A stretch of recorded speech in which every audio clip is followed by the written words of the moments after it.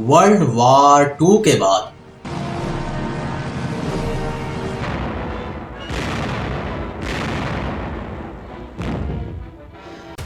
Soviet union और बरतानिया ने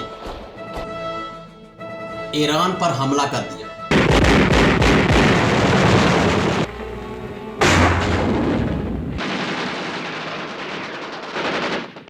अब जब ईरान में यही सब कुछ हो रहा था, invades Iran. तो एग्जैक्ट उसी साल ईरान में एक छोटे से घर में एक बच्चा पैदा हुआ। उस वक्त किसी को अंदाजा नहीं था कि यही बच्चा एक दिन ईरान का सबसे ताकतवर लीडर बनेगा। यह बच्चा था आयतुल्लाह अली खामनाई। उस वक्त ईरान में रजा शाह पहलवी की हुकूमत थी।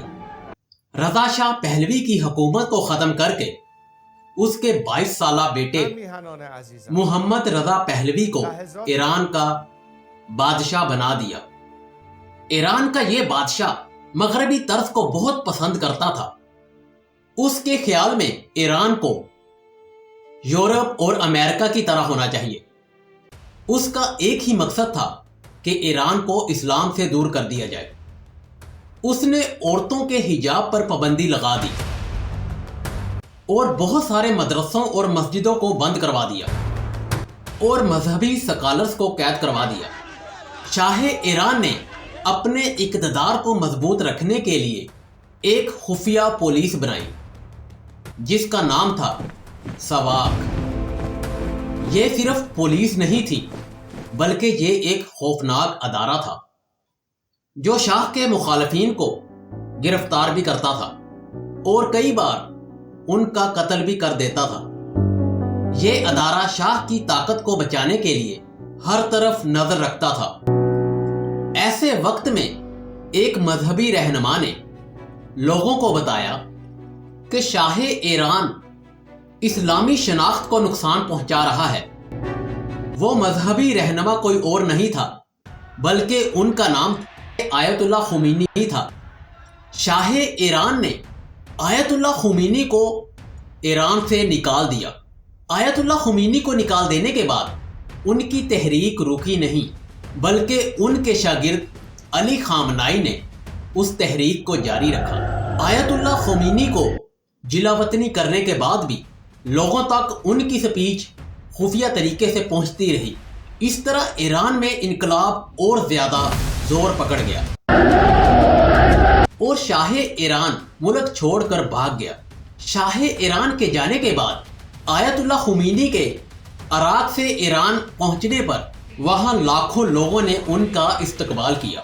यूं ईरान इस्लामी जमहूरिया बन गया।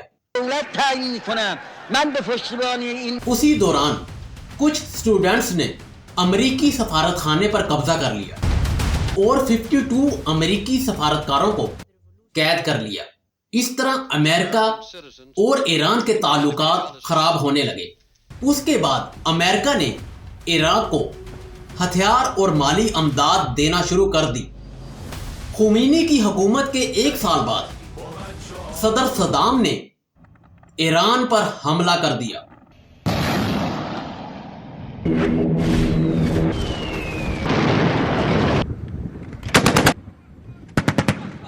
सद्दाम को डर था कि खुमैनी का इनकलाब इराक तक न फैल जाए। अगर खुमैनी का इनकलाब इराक तक फैल गया तो उसकी हुकूमत खतरे में पड़ जाएगी। और दूसरी तरफ इजराइल और अमेरिका, इन दोनों को डर था कि इनकलाब के बाद ईरान बहुत ताकतवर बन जाएगा। अली खामनाई आयतुल्लाह खुमैनी के करीबी साथी थे। एक दिन वो ईरान में तकरीर कर रहे थे कि अचानक ईरान की मुखालिफ पार्टी ने ईरान के सदर पर हमला कर दिया। इस हमले में ईरान का सदर मारा गया और अली खामनाई दाएं बाजू से हमेशा के लिए महरूम हो गए। उसके बाद अली खामनाई को ईरान का सदर बना दिया गया। एक टीवी चैनल ने जब अली खामनाई से पूछा کہ تمہارا سب سے بڑا دشمن کون ہے، تو اس نے عراق کا نام لینے کی بجائے کہا امریکہ۔ ایران اور عراق کی 8 سالہ جنگ میں لاکھوں لوگ مارے گئے، لیکن کسی کو بھی کوئی جیت نہیں ملی۔ اس کے کچھ عرصہ کے بعد آیت اللہ خمینی کا انتقال ہو گیا۔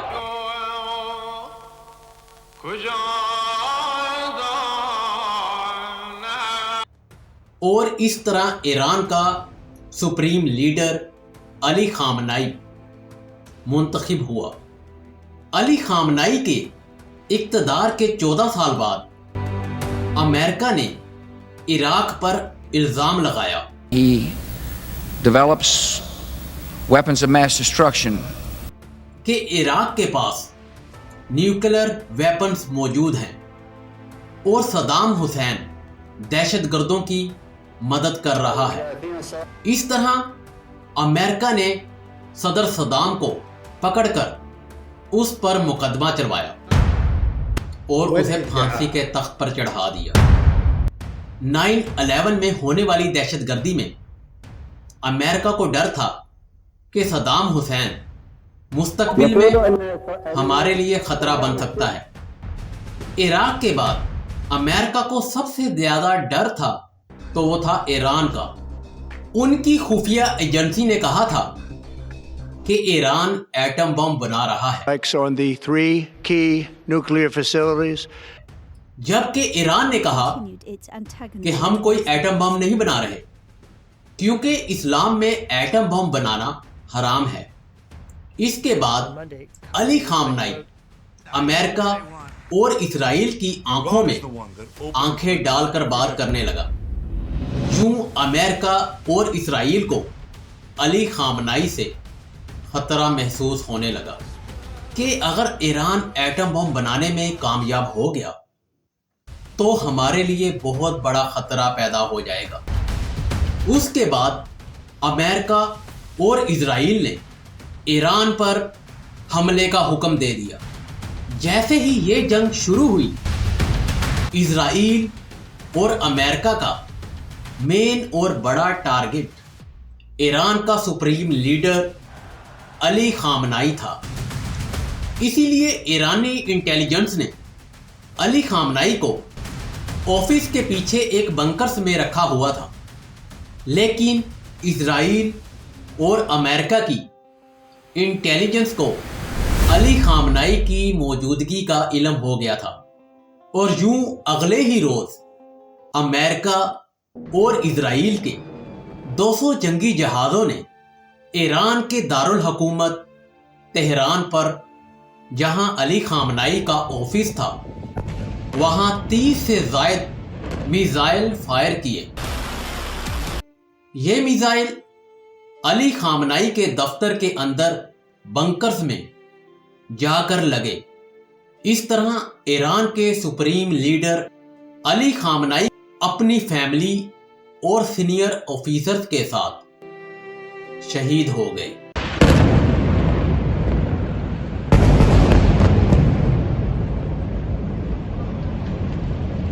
سوال آج بھی وہی ہے کہ 1.5 ارب سے زیادہ مسلمان ہونے کے باوجود بھی ہم کمزور ہیں۔ کیا ہم ہتھیار خریدنے میں اور ان کو سٹور کرنے میں ہی لگے رہیں گے، یا کسی مسلمان کے لیے اس کا ساتھ بھی دیں گے؟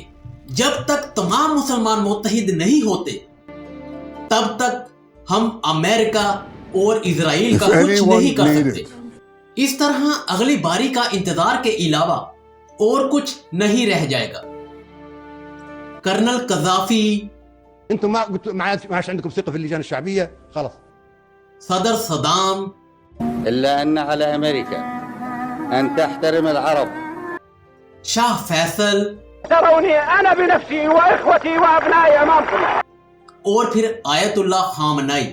مرگ بر امریکا یعنی مرگ بر یہ سب کے سب ٹارگٹ بنے ہیں اسرائیل اور امریکہ کے۔ وہ کبھی بھی نہیں چاہتے کہ ہم مسلمان متحد ہوں، اور وہ یہ کبھی بھی نہیں چاہتے کہ ہم مسلمان ایک سپر پاور بن سکیں، ہم نیوکلیر پاور بن سکیں۔ وہ صرف اور صرف چاہتے ہیں کہ ہم غلامی کی زندگی گزاریں، ہم ان کے غلام رہیں۔ حضرت محمد صلی اللہ علیہ وآلہ وسلم نے سچ فرمایا تھا کہ یہود و نصارہ کبھی بھی ہمارے دوست نہیں ہو سکتے۔ یہ جنگ ایران کی جنگ نہیں ہے بلکہ یہ مسلمان کی جنگ ہے۔ اگر ہم اس جنگ میں لڑ نہیں سکتے تو کم از کم امریکہ اور اسرائیل کی مخالفت تو کر سکتے ہیں۔ اگر ہم اسی طرح خاموش رہے، امریکہ اور اسرائیل ہم سب کو اپنا غلام بنا کر ہی رہیں گے۔ امریکہ اور اسرائیل ہم پر قابض ہو جائیں گے۔ ہمیں مسلمانوں کے لیے آواز اٹھانی ہوگی۔ اگر ہم آج آواز نہیں اٹھائیں گے تو پھر کب اٹھائیں گے؟ ذرا سوچئے۔